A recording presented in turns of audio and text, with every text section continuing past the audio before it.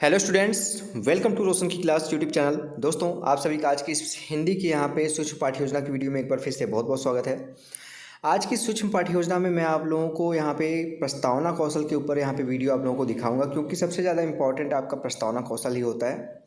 इसके साथ ही साथ अगर आप लोगों को बाकी कौशलों की वीडियो देखनी है, जैसे व्याख्या कौशल हो गया, उद्दीपन परिवर्तन कौशल हो गया, प्रश्नीकरण कौशल हो गया, पुनर्वलन कौशल हो गया, इस तरह के जितने भी कौशल होते हैं उन सब की अगर आप लोगों को वीडियो देखनी है, किसी भी विषय का आपको देखना है, चाहे सामाजिक विज्ञान हो, चाहे हिंदी का हो, चाहे इंग्लिश का हो, संस्कृत का हो, गणित का है, साइंस का है, किसी भी सब्जेक्ट का आपको अगर सूक्ष्म पाठ्य योजना देखनी है किसी भी कौशल के ऊपर, तो आप लोग रोशन की क्लास यूट्यूब चैनल पे जाइएगा। वहाँ पे आपको प्लेलिस्ट मिलेगा, उसमें सूक्ष्म शिक्षण पाठ्य योजना वाली प्लेलिस्ट पे जाइएगा।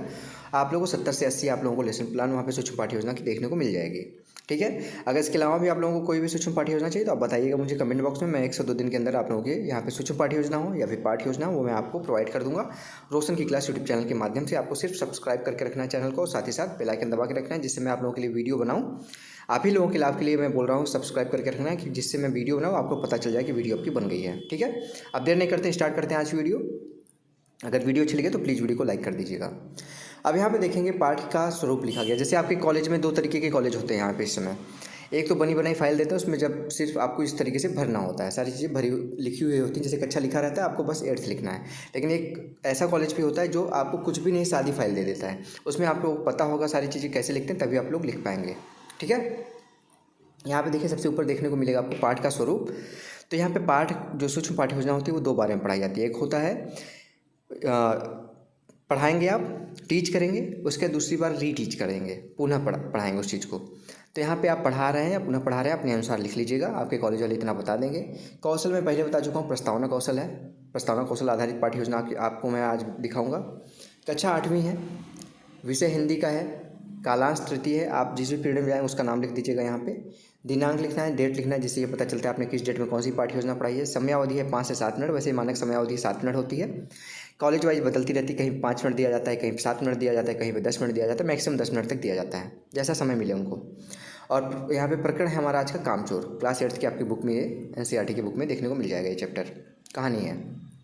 उसके बाद आपको यहाँ पे पूर्व ज्ञान लिखना है। पूर्व ज्ञान का मतलब होता है कि जैसे कक्षा 8 का बच्चा है, उसको कोई कहानी बता रहे हैं, तो अभी तक उसको कितना नॉलेज है ये आपको एज्यूम करना होता है। तो बच्चा एक बार बुक तो खोल के देखा ही होगा अपनी, ज़्यादातर बच्चे देख ही लेते हैं। तो यहाँ पे देखिए पूर्व ज्ञान में आप एज्यूम कर सकते हैं विद्यार्थी कामचोर नामक पाठ के बारे में सामान्य जानकारी रखते हैं कि उनके बुक में एक चैप्टर है कामचोर नामक।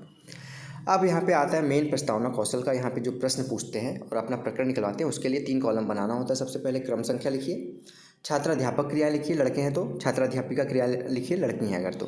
तीसरा कॉलम बनाए विद्यार्थी क्रियाएं। 2 बातों का ध्यान रखना होता है इसमें कि कम से कम 3 प्रश्न पूछ के अपना प्रकरण निकलवा सकते हैं, ज़्यादा से ज़्यादा 5 से 6 प्रश्न पूछा जा सकता है अपना प्रकरण निकलवाने के लिए। और दूसरी बात जो ध्यान में रखनी है कि इसमें प्रश्नों के क्रम में क्रमबद्धता होनी चाहिए, यानी जैसे पहले प्रश्न का जो उत्तर है उसे दूसरा प्रश्न बनेगा। जैसे पहले प्रश्न का मनुष्य उत्तर है, उसे इस वाले क्वेश्चन में मनुष्य होना चाहिए। फिर इससे दूसरा प्रश्न जब पूछेंगे तो उसका उत्तर आएगा, उससे तीसरा प्रश्न बनाएंगे। ठीक है। इस तरीके से क्रमबद्धता होनी चाहिए, ये 2 बातों का ध्यान रखना होता है। तो यहाँ पे आप बच्चों से पूछेंगे संसार में सबसे बुद्धिजीवी प्राणी कौन है, तो बच्चे बोलेंगे मनुष्य। ठीक है। दूसरा यहाँ पे प्रश्न पूछेंगे बच्चों से मनुष्य के जीवन की प्रथम आवश्यकता क्या है, बच्चे बोलेंगे भोजन, कोई बोलेगा भोजन कपड़ा मकान, ये सारी चीज़ें होती हैं, वैसे भोजन जरूर बोलेगा। तीसरा यहाँ पे प्रश्न पूछेंगे फिर भोजन से, भोजन प्राप्ति के लिए मनुष्य क्या करता है, बच्चे बोलेंगे कार्य करता है, काम करता है। फिर चौथा प्रश्न पूछेंगे, जैसे कार्य है या काम जो भी बोले वहाँ पे, तो बच्चे से पूछिए कार्य से जी चुराने वाले को क्या कहते हैं, तो बच्चे बोलेंगे उसको कामचोर कहते हैं। फिर 5वां प्रश्न यहाँ पे आप पूछेंगे, आपका प्रकरण तो चौथे प्रश्न निकल गया।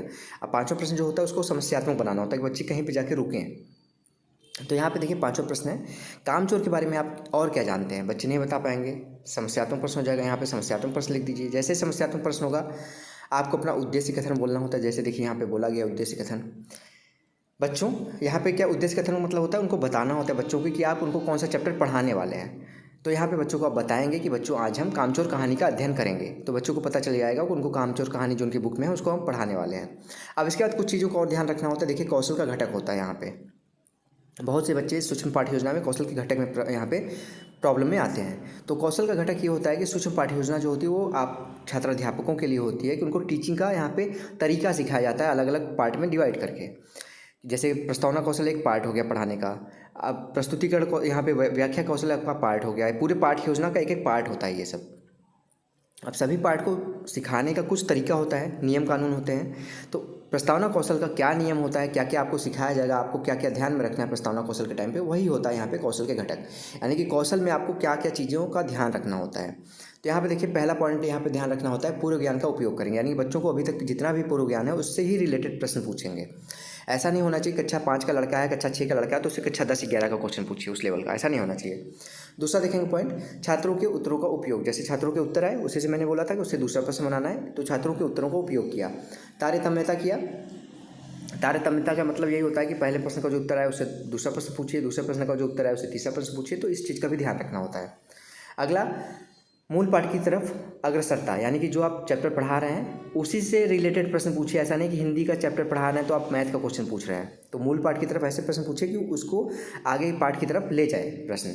अगला यहाँ पे पॉइंट है सहायक उपकरण एवं साधन का प्रयोग। यानी कि आप सूक्ष्म पाठ्य योजना में आप पढ़ा रहे हैं तो कहीं पे अगर चार्ट की ज़रूरत है दिखाने की, कोई फिगर बना के ले जाना है, कोई वस्तु दिखा रहे हैं उससे प्रश्न पूछ रहे हैं, तो सहायक सामग्री का समुचित उपयोग करिए।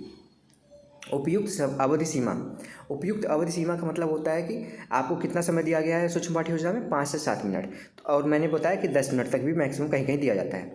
तो आप उसी 5 से 7 मिनट या 10 मिनट के अंदर अपना जो सूक्ष्म पाठ्य योजना का प्रकरण है यहाँ पे जो कौशल है उसको ख़त्म कर दीजिए। ऐसा नहीं कि आपको दिया गया है 7 मिनट का समय और 1 ही 2 मिनट से ज़्यादा बोल नहीं पा रहे हैं। आपको दिया गया है 7 मिनट का समय और आप बोल ले जा रहे हैं 15-20 मिनट, ऐसा नहीं होना चाहिए। तो वहाँ पे भी आपको ध्यान रखना है इन चीज़ों का। तकनीकी की यहाँ पे उपयुक्तता, अगर आप तकनीक का प्रयोग करके कुछ बता रहे हैं बच्चों को, मोबाइल में दिखा के बता रहे हैं, कुछ ऐसी तकनीक का प्रयोग कर रहे हैं जिससे बच्चों को लगे कि हाँ अट्रैक्ट हों बच्चे, तो तकनीक का भी प्रयोग कर सकते हैं आप। ठीक है। कोई भी तत्कालिक घटना का उपयोग करके बच्चों से प्रश्न पूछ रहे हैं कि अभी क्या घटा है उससे रिलेटेड प्रश्न पूछ रहे हैं। उसके बाद संबद्धता व रुचिपूर्णता, यानी कि आप उस चैप्टर से संबद्ध ही प्रश्न पूछिए और ऐसे प्रश्न पूछिए, सरल प्रश्न पूछिए जिससे बच्चों का रुचि आपकी भी तरफ मतलब आकर्षित रहे, मतलब कि उनका ध्यान पढ़ाई की तरफ लगा रहे। और यहाँ पे देखेंगे बारंबारता, मिनटों में कितनी बार आपने यहाँ पे यूज किया है इसका। उसके बाद यहाँ पे मूल्यांकन सूची भी दिया रहता है काफ़ी कॉलेजेस में, जिसमें आपको सामान्य, अच्छा या फिर बहुत अच्छा पॉइंट दिया जाता है। जैसे आपने यहाँ पे मान लीजिए कि तारतम्यता अच्छे तरीके से की तो यहाँ पे आपको इसमें से मिल जाएगा 6 नंबर मिल जाएगा यहाँ पे, तो क्या होगा, बहुत अच्छा हो जाएगा। ये सारी चीज़ें ध्यान में रखनी होती हैं। और नीचे यहाँ पे हस्ताक्षर सहपाठी पर्यवेक्षक और यहाँ पे हस्ताक्षर दल निर्देशक। यहाँ पे आपका सूक्ष्म पाठ्य योजना जो होता है आपकी क्लास की जो आपके साथ पढ़ने वाले बच्चे होते हैं उनको भी पर्यवेक्षक के रूप में बनाया जाता है काफ़ी कॉलेजेस में। और दूसरी तरफ आपका जो पर्यवेक्षक होता है टीचर यहाँ पे साइन करेगा। तो दोस्तों ये था आज का सूक्ष्म पाठ्य योजना। अगर इस सूक्ष्म पाठ्य योजना की आपको PDF चाहिए तो रोशन की क्लास टेलीग्राम चैनल से जाकर बिल्कुल फ्री में डाउनलोड कर सकते हैं। अगर ऐसी वीडियो डेली बेसिस पर अगर आप लोगों को देखना है तो रोशन की क्लास यूट्यूब चैनल को सब्सक्राइब करके रख सकते हैं, साथ ही साथ बेल आइकन दबा के रख सकते हैं, जिससे मैं आप लोगों के लिए कोई वीडियो यहाँ पे बनाता हूँ तो उसके बारे में आपको पता चलता रहे। तो स्टूडेंट्स मिलते हैं नेक्स्ट वीडियो में, तब तक के लिए आप सभी का बहुत बहुत धन्यवाद। जय हिंद, वंदे मातरम।